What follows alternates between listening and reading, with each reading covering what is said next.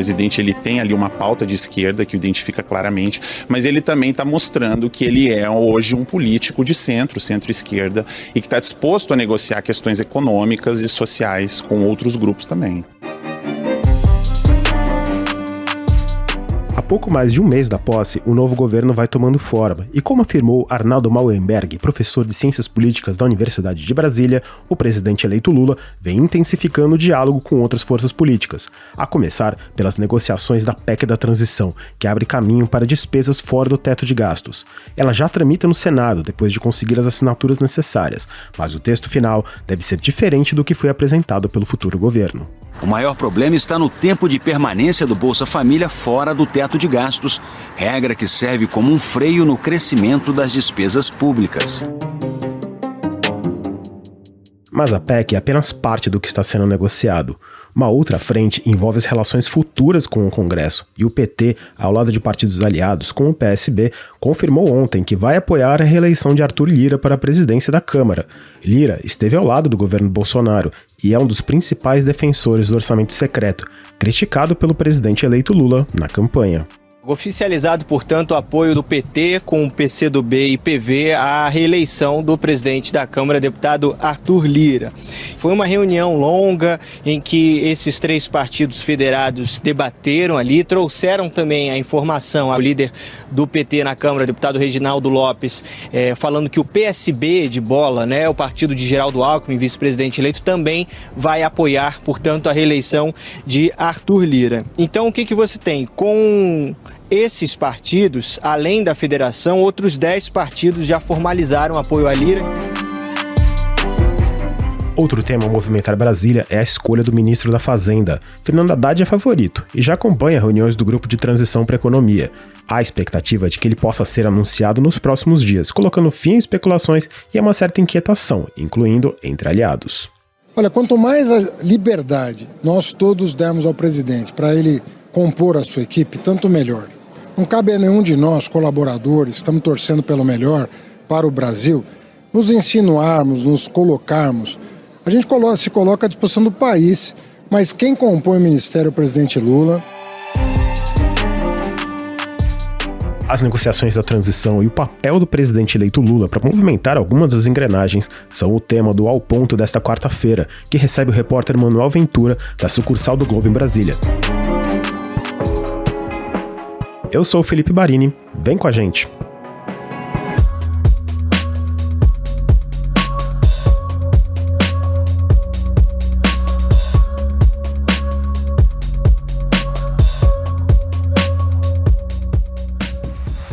Manuel Ventura, me chamou a atenção o fato do texto ter sido protocolado antes de um consenso entre os parlamentares. Qual foi a justificativa para essa manobra? Olha, Barini, a justificativa para essa decisão foi a pressa, na verdade a demora já, de se chegar a um consenso. O governo de transição, o governo eleito, está com uma dificuldade de conseguir os votos necessários para a PEC, principalmente no Senado Federal, e por isso a decisão do autor da PEC, relator do orçamento de 2023, o senador Marcelo Castro, foi de protocolar logo a PEC para haver as negociações, para que essas negociações avancem ao mesmo tempo em que já tenha um texto, inclusive para ter uma tramitação mais rápida. Então a decisão foi de protocolar rapidamente do que esperar uma negociação para fazer o registro do texto da PEC. Mas esse texto que já foi protocolado, inclusive é um texto que já era conhecido, é um texto que foi entregue, é praticamente idêntico ao texto que foi entregue pelo governo de transição, liderado pelo vice-presidente eleito Geraldo Alckmin, ao Senado. Então não houve a necessidade de mudar muito aquele texto, por isso tomou-se a decisão de já protocolar e a partir daí iniciar as conversas para o texto, que certamente o texto vai ser alterado. É isso que eu ia perguntar agora. Raramente, quase nunca, um texto passa sem alterações no Congresso. Ainda mais uma proposta como essa, a PEC da transição, que envolve tanta coisa, tanto dinheiro. Os parlamentares já deram algum sinal do que pode ser mudado e especialmente o que pode ser cortado? Olha, está muito em negociação, porque essa PEC ela envolve uma série de outras questões, envolve as eleições para as presidências da Câmara e do Senado, envolve a formação da base aliada do novo governo, isso pressupõe, por exemplo, a formação dos ministérios, então tudo isso vai depender dessa formação, mas algumas coisas da PEC já está muito claro ali que ela pode ser alterada. Uma delas, por exemplo, a mais evidente, é o prazo de duração do programa Bolsa Família fora do teto de gastos. O que a PEC faz? Essencialmente, ela tira o Bolsa Família, que hoje chama Auxílio Brasil, mas vai voltar a se chamar Bolsa Família, do teto. Isso tem sozinho um custo de 175 bilhões. No texto que foi protocolado, isso ocorre durante 4 anos, 2023 a 2026. Mas certamente esse prazo vai ser reduzido. Agora se discute se vai ser 1 ou 2 anos, o PT quer pelo menos 2 anos.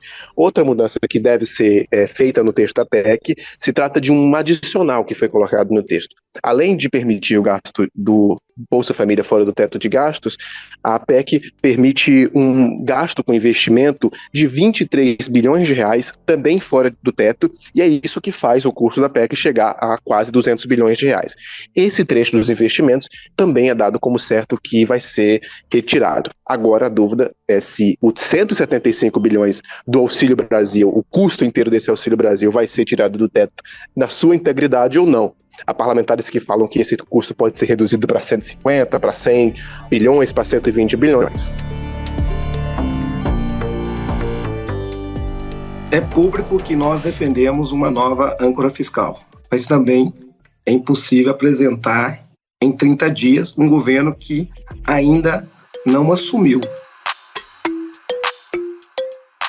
Tem um outro ponto que acho que até é lembrado muito no mercado financeiro, que é a âncora fiscal. O projeto não tem uma âncora fiscal, mas já tem vozes ali dentro do PT que admitem que isso pode mudar. Não haveria, inclusive, como discutir uma questão tão estrutural e tão fundamental no curtíssimo prazo. A PEC é necessária para garantir o Bolsa Família de R$600 no próximo ano, né? A gente não pode esquecer desse ponto. A PEC ela foi desenhada porque o orçamento de 2023, enviado pelo governo Bolsonaro, só prevê o Bolsa Família de R$400. No dia 31 de dezembro, o Bolsa Família de 600 ele se encerra. Então a PEC é necessária para isso. Por isso que não dá para misturar agora uma discussão de regra fiscal para substituir o teto de gastos da regra para o Bolsa Família.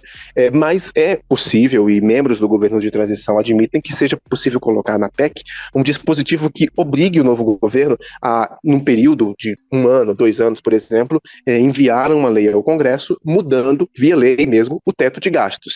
O teto de gastos é aquela regra que trava as despesas federais, mas que tem sido alterado recorrentemente para aumentar os gastos, porque há uma necessidade na avaliação de diversos governos, tanto do governo Bolsonaro como do governo eleito, de aumentar o gasto de alguma maneira. E por isso, a possibilidade é que o texto da PEC, que seja aprovado, e não esse texto que já foi protocolado, inclua, em alguma medida, a menção de que o novo governo vai ter que enviar, em algum prazo, uma nova âncora, uma nova regra fiscal, que aí vai ser discutida mais para frente, quando o governo tiver tomado posse. Horas antes da PEC ser protocolada, o presidente eleito Lula chegou a Brasília. E muita expectativa era sobre como ele ia atuar para destravar essas várias negociações em aberto, inclusive sobre o texto. Agora, com as assinaturas colhidas para o processo começar a andar, qual vai ser o papel do presidente Lula nesse andamento da PEC? O papel do presidente eleito tem sido de formar a base aliada do governo. Ele ir conversar e ter uma conversa com os principais líderes. Ele conversou, por exemplo, com o MDB, que é um partido que pode ajudar a compor a base aliada do novo governo.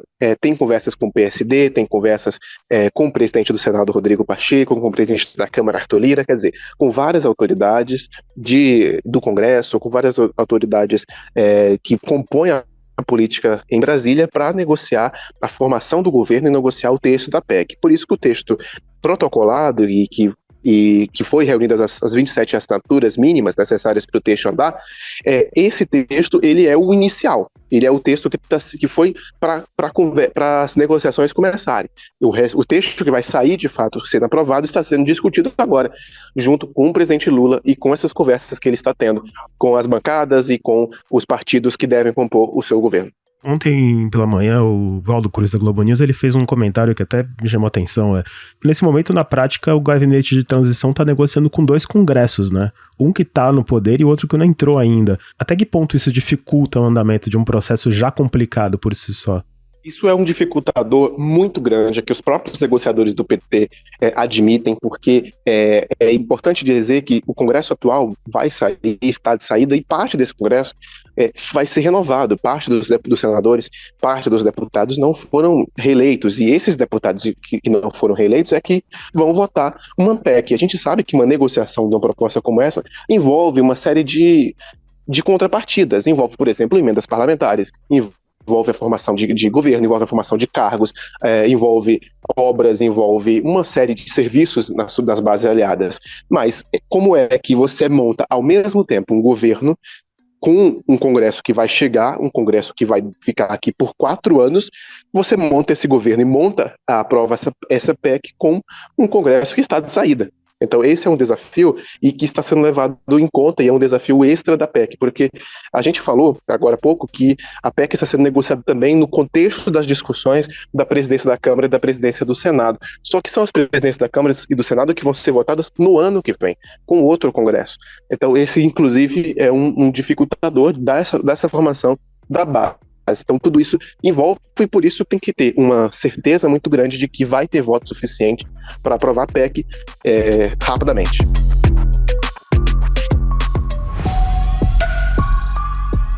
Ontem o PT, ao lado do PSD e outros partidos aliados, deu apoio à reeleição do Arthur Lira à presidência da Câmara. Então o que você tem? 14 partidos, porque são entre partidos e federações, entendeu? Então são 288 deputados, você tem aí, portanto, quase 300 deputados. O Lira sempre foi um parceiro do governo Bolsonaro, ele evitou, inclusive, que os pedidos de impeachment, que foram mais de 200, chegassem até o plenário.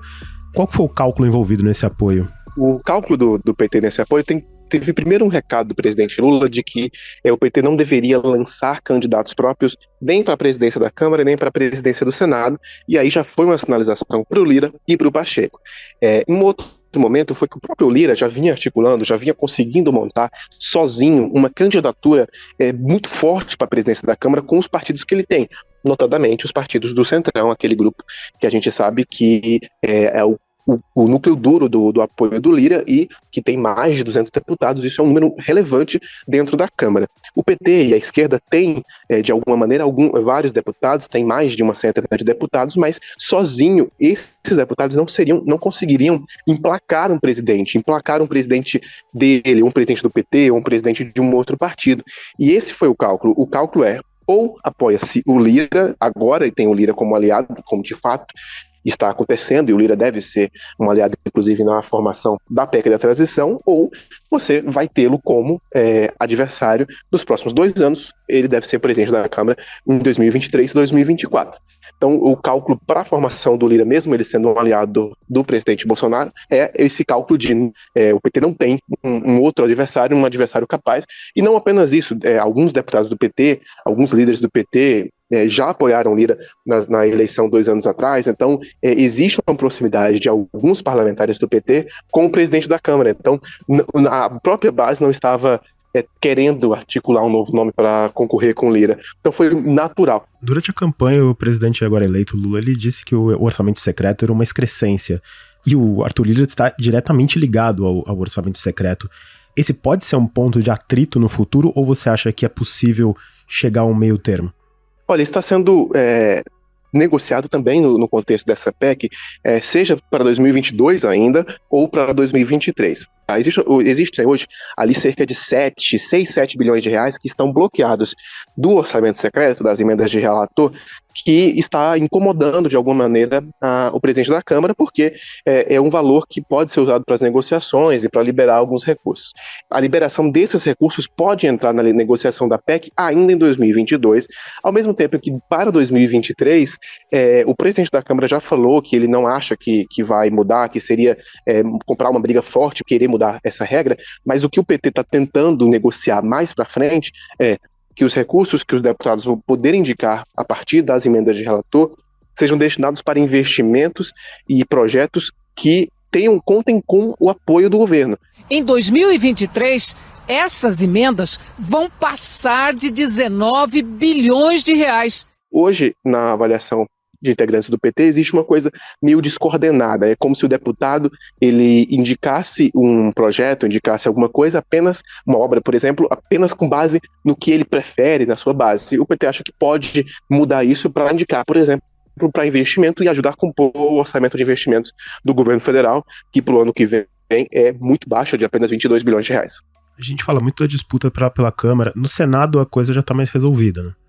Por enquanto as coisas estão mais resolvidas. Na semana passada, a partir da semana passada dessa semana, começou uma articulação do presidente Jair Bolsonaro para tentar emplacar o ex-ministro Rogério Marinho para concorrer com o Pacheco no Senado, mas a avaliação por enquanto é que o Pacheco tem uma base, tem uma formação de apoio muito consolidada, que é suficiente para vencer, mesmo se Rogério Marinho for indicado, vier a concorrer à presidência do Senado. Além da PEC e do comando da Câmara, outra grande questão aí em Brasília é o Ministério da Fazenda. Até o momento, o Fernando Haddad é o favorito. Até passou a integrar o grupo de economia da transição. Manuel, você acredita que um anúncio pode sair essa semana?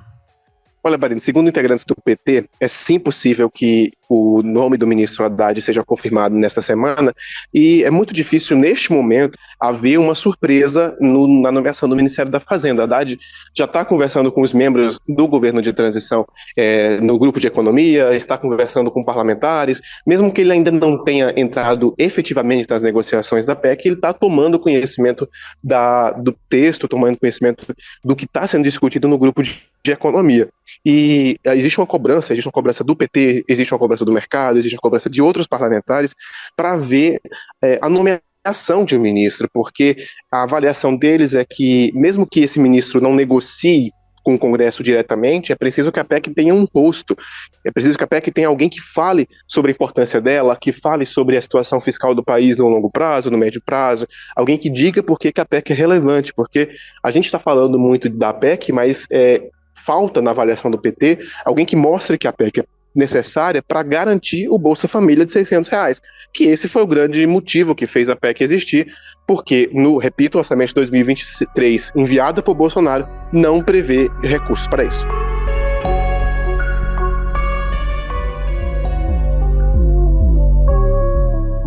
Você mencionou a pressão dos aliados, tem a pressão do mercado para o anúncio desse nome. E o que impede hoje o governo de anunciar se o nome do Haddad ele parece tão óbvio para todo mundo?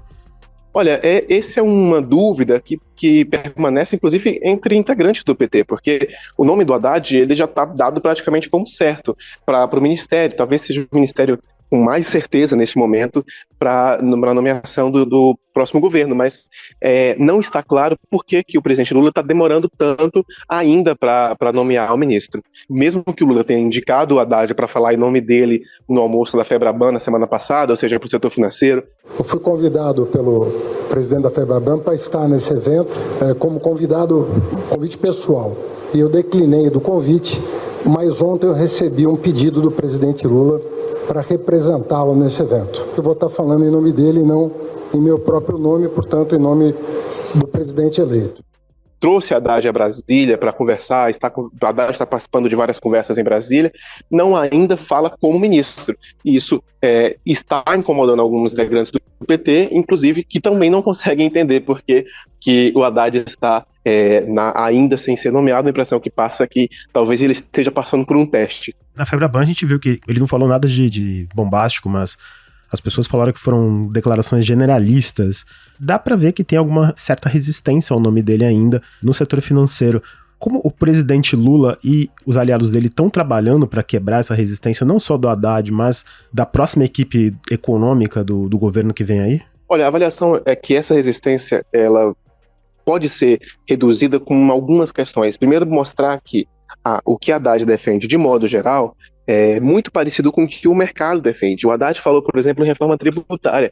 Reforma tributária a gente ouve há anos que é a maior prioridade para a competitividade, para a produtividade do país, e o Haddad fez um discurso sobre isso.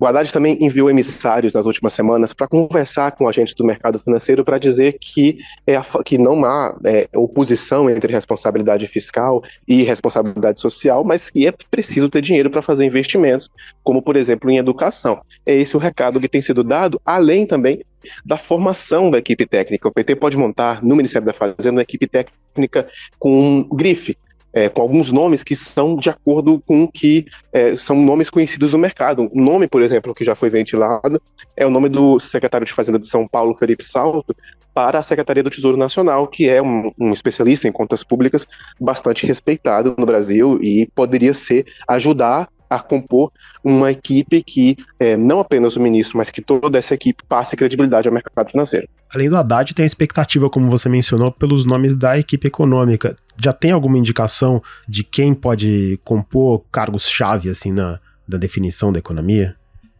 Como eu falei, existe uma possibilidade ali do secretário do Tesouro ser o atual secretário de Fazenda de São Paulo, Felipe Salto. Um outro nome ventilado, por exemplo, é do economista Bernardo Apir, para cuidar de reforma tributária. Nesse caso, ele é um dos tributaristas mais respeitados do país. Há uma dúvida agora pelo Ministério do Planejamento, sobre quem vai ser indicado para o Ministério do Planejamento. Hoje, toda a equipe econômica está reunida no ministro Paulo Guedes, que reuniu MDIC, que é o Ministério do Desenvolvimento e Indústria, reuniu o Planejamento, reuniu o Ministério da Fazenda. E tudo isso será desmembrado. E há uma dúvida sobre quem vai cuidar do planejamento.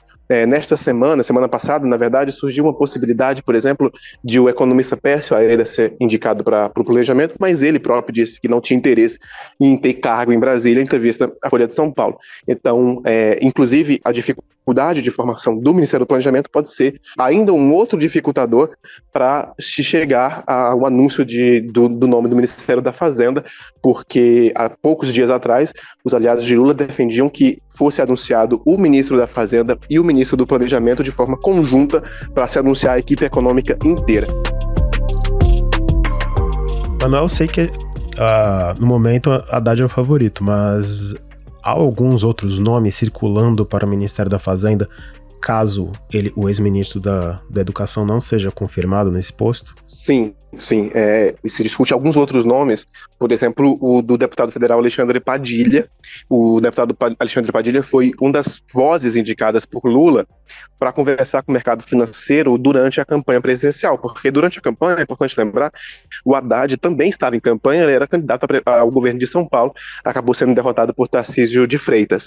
Então, Alexandre Padilha é uma possibilidade. Outro nome que surge com muita frequência é do senador eleito pelo Piauí, Wellington Dias. O Wellington Dias é o coordenador da discussão da PEC e de orçamento pelo governo de transição, então ele já está cuidando dessa parte. Uma outra possibilidade também sempre ventilada é do governador da Bahia, Rui Costa. Então são nomes que acabaram surgindo dentro dessa negociação, dessas conversas nas últimas semanas, antes mesmo da eleição, na verdade. Um outro nome que também foi ventilado, mas que neste momento não surge mais como uma possibilidade, é do vice-presidente eleito Geraldo Alckmin, mas o próprio Lula já disse que o Alckmin não vai ser ministro num discurso recente que ele fez em Brasília.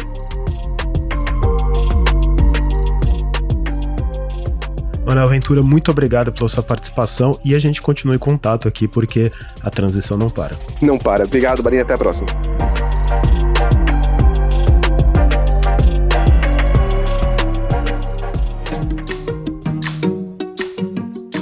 Este foi o Ao Ponto de hoje, o podcast diário da redação do Globo. Nessa conversa, a gente conta com a participação de toda a equipe do jornal, as mesmas pessoas que trazem informação e análise de qualidade todos os dias. Quer saber mais? Assine o Globo. Acesse assineoglobo.com.br e confira todas as notícias e reportagens especiais. A produção foi da Júlia Pina, a edição de João Guilherme Lacerda e Luciano Malini. Até mais!